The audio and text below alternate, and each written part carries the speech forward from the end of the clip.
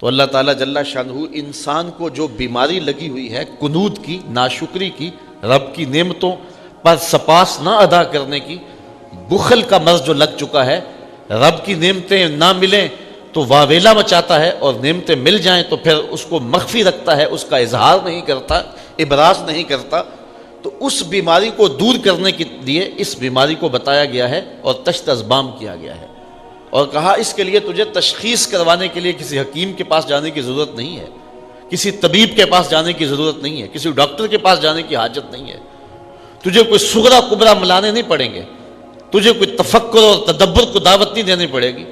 وَإِنَّهُ عَلَىٰ ذَلِكَ لَشَهِيدٌ. ذرا تھوڑا سا اپنے اندر اتر تو تیرے اندر یہ عیب ہے تو تجھے نظر آ جائے گا کہ تیرے رب نے تیرے اوپر کتنی کرم نوازیاں کی، تو اس کا تو نے کبھی شکریہ ادا نہ کیا، اور تھوڑی سی تکلیف آ جائے تو واویلا مچا دے.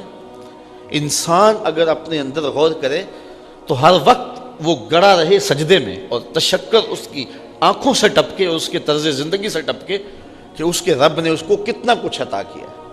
بہت ساری نعمتیں ایسی ہیں جو رب نے ہمیں عطا کی، لیکن ہمیں احساس بھی نہیں ہے کہ وہ نعمتیں ہیں ہمارے وجود میں جو اللہ تعالیٰ نے سسٹم رکھے ہوئے ہیں. کتنے ایسے نظام ہیں ہمارے اندر جس سے ہمیں آگہی بھی نہیں ہے، لیکن وہ سسٹم کام کر رہے ہیں. دنیا کا ایک امیر ترین شخص ہوا ہے اوناسس. اس کی آنکھوں کے یہ جو پپوٹے ہیں یہ کام کرنا چھوڑ گئے. اب ڈاکٹر سلوشن ٹیپ لگا کے اس کی آنکھیں کھول دیتا تھا، اور جب اس نے سونا ہوتا تو وہ اتار دیتا اور آنکھیں بند کر دیتا. تو کسی نے اوناسس سے پوچھا کہ تیری زندگی کی سب سے بڑی خواہش؟ تو اس نے کہا کاش میں اپنی آنکھیں اپنی مرضی سے کھول سکوں. کہا اس کے لیے کوئی دولت کوئی پیسہ تجھے لگانا پڑے تو لگائے گا؟ اس نے کہا ساری دولت جھونک دوں گا. یہ کتنی بڑی دولت ہے کہ میں اپنی آنکھیں اپنی مرضی سے کھول سکوں. کبھی آپ نے اس پہ غور کیا؟ ادھر تنکا اڑا ادھر آنکھ جھپک گئی. یہ آٹومیٹک سسٹم رب نے رکھا ہوا ہے.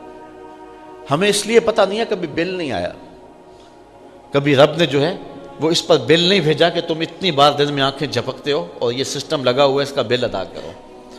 اس لیے ہمیں اس کا احساس ہی نہیں ہے کہ یہ کتنی بڑی نعمت ہے. وہ نعمت چھن گئی تو اب پتہ چلا کہ یہ کتنی بڑی نعمت ہے. یہ منہ کے اندر جو لعاب آتا ہے، ہم کچھ اندر نگل لیتے ہیں کچھ تھوک دیتے ہیں، تو یہ لعاب اگر مقدار سے زیادہ ہو جائے تو پھر بھی پریشانی، اور اگر یہ لعاب مقدار سے کم ہو جائے اور یہ بولنے میں مدد دیتا ہے، نظام انہضام میں مدد دیتا ہے، اس کا بینائی پر اثر ہے، تو پھر بینائی کمزور پڑ جائے اور انسان کا نظام انہضام خراب ہو جائے اور اسے بولتے ہوئے دقت محسوس ہو، وہ ایک ایک لفظ کے لیے اپنے منہ کے اندر ایک ایک گھونٹ پانی کا ڈالے اور پھر وہ بول سکے. یہ قدرتی گریس ہے جو رب نے ہمارے منہ کے اندر لگائی ہوئی، جس سے ہم بولتے ہیں، زبان بھی تر رہتی ہے، حلق بھی تر رہتا ہے. تو ذرا کبھی اس پہ ہم نے غور کیا کہ یہ کتنا بڑا سسٹم ہے رب نے جو قدرتی لگایا ہے. جتنی مقدار ہمیں چاہیے اندر سے اتنی مقدار ہمیں مل رہی ہے. تو اس طرح آپ اپنے جسم پہ غور کرتے چلے جائیں، اپنے اعضائے بدنیہ پہ غور کرتے چلے جائیں.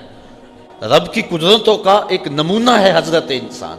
آپ کھانا کھانے لگتے ہیں تو ذرا اس پہ غور کریں کہ کھانا جب کھانے لگتے ہیں تو سب سے پہلے اس کو آنکھیں دیکھتی ہیں تاکہ اس میں کوئی کیڑا مکوڑا تو نہیں ہے، کوئی اس کے اندر ایسی شے تو نہیں ہے، کوئی غلاظت تو نہیں ہے. دوسرا مرحلہ ہاتھ چھوتے ہیں اس کو کہ اگر زیادہ گرم ہو یا زیادہ ٹھنڈا ہو تو پھر ہاتھ دوسرا فیصلہ دیتے ہیں.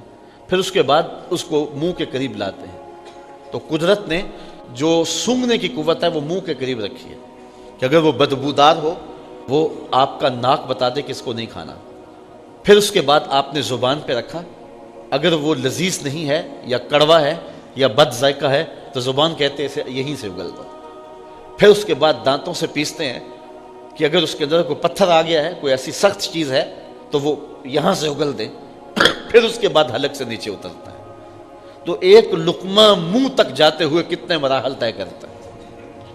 اب کانوں کی جگہ اگر ناک رکھ دیا جاتا اور ناک کی جگہ کان رکھ دیے جاتے تو بتاؤ کہ لقمہ جب اٹھاتے تو محسوس ہی نہ ہوتا کہ یہ جو ہے وہ خوشبودار ہے یا بدبودار ہے.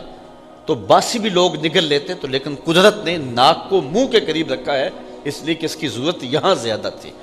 تو ایک لقمے کے اٹھانے سے لے کر کے اس کو منہ تک لے جانے تک، پھر زبان پر رکھنے سے لے کر کے چبانے تک، انسان کتنے مراحل سے گزرتا ہے.